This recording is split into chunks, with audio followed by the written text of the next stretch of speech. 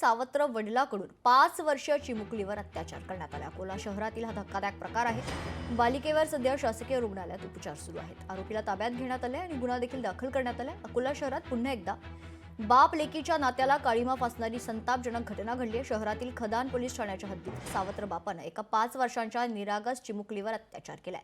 पोलिसांनी आरोपीला ताब्यात घेतलं असून विविध कलमान्वये गुन्हे दाखल करण्यात आलेत।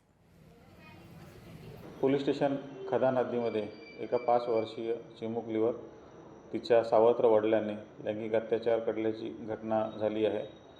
तक्रारदार जी मुलगी आहे तिच्या आईने जी तक्रार दिली त्यानुसार मुलीची आई ही रात्री गर्भ पाहण्यासाठी बाहेर गेली होती आणि मुलगी घरी होती। त्याच घरी असताना त्या वेळेमध्ये त्या वडिलांनी सावत्र वडिलांनी तिच्यावर लैंगिक अत्याचार केला। आई गर्भ पाहून जेव्हा घरी परत आली त्यावेळेस त्या मुलीने आईला घडलेली घटना सांगितली। त्यानुसार तिच्या आईने आज पोलीस स्टेशनला तक्रार दिली। त्या तक्रारीनुसार आज गुन्हा दाखल झालेला आहे। त्या सावत्र वडिलांना आमच्या टीमने ताब्यात घेतलेला आहे। त्यांना आम्ही अटक करून आम्ही पुढील कारवाई करत आहोत। लोकशाही मराठी ऐका, पहा, जागरूक रहा।